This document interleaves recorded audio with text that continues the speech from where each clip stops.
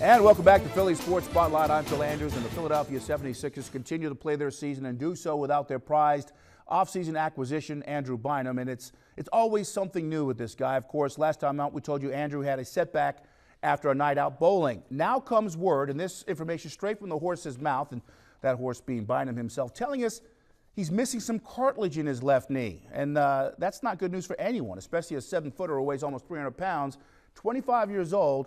He makes his living by pounding those knees on the NBA hardwood. So much excitement and anticipation surrounding the news of Bynum's acquisition and arrival this offseason, but it truly looks like he may never ever play a minute for the 76ers. Of course, this must be the bad news portion of the show because we still have no movement on the current NHL lockout, which is now closing in on 100 days, 95 to be exact. As a matter of fact, NHL Commissioner Gary Bettman recently announced the cancellation of all regular season games through to December 30th. But the players, with that in mind, want you to know how they feel about this current situation.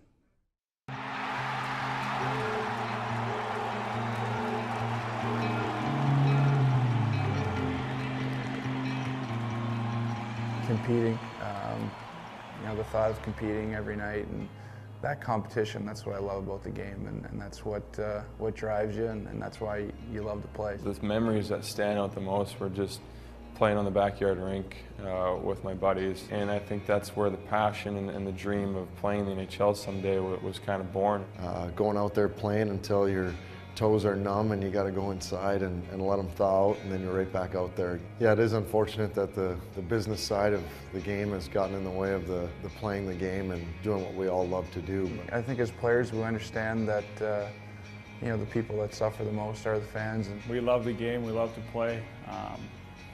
Ever since I was a kid, you practice, Game 7, not sitting in a chair in boardrooms and trying to hash out deals. We don't want a lockout. We'd want to play. We love to play. This isn't where we want to be. We'd much rather be on the ice, that's for sure. Like any partnership, you want both sides to benefit, and I think that's the case here.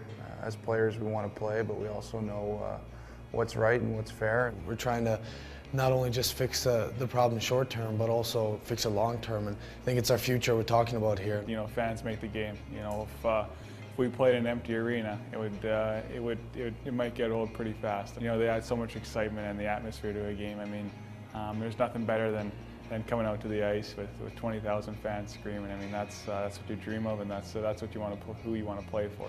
We know how much we love the game. We know how much the fans love the game, and they're the ones that really suffer from it too, and they're kind of caught in the middle. It's kind of a sad thing that you look at the history of our game, the history of our league, and how so often it keeps coming back to the same thing. I think the goal here, especially from the player standpoint, is to find something that, like I said, is fair and reasonable and is something that we can instill for years to come, where we're not going to have these problems down the road. The system that is supposedly broken was designed by the NHL owners and the league itself. We did our part in 04-05. The players that were there, the players that lost that season and maybe didn't play another NHL game, had to sacrifice that. We've been willing to give concessions on the growth of our salaries. We'd like to help out those teams that are really struggling, and there's no doubt there are a few that are really struggling. We think along with us giving concessions, there should be some help from some of the current owners that are in good positions. Hopefully the owners and Gary Bettman can agree to that at some point and maybe see that we're trying to compromise here and we're trying to work together. You don't need to have a lockout. We could keep playing and bargaining at the same time, but that's not what the owners want to do. They want to lock out and use it as a tactic. The fans, they lose the game they love, and we don't get to perform, in front of the fans, and that's what makes it so much fun.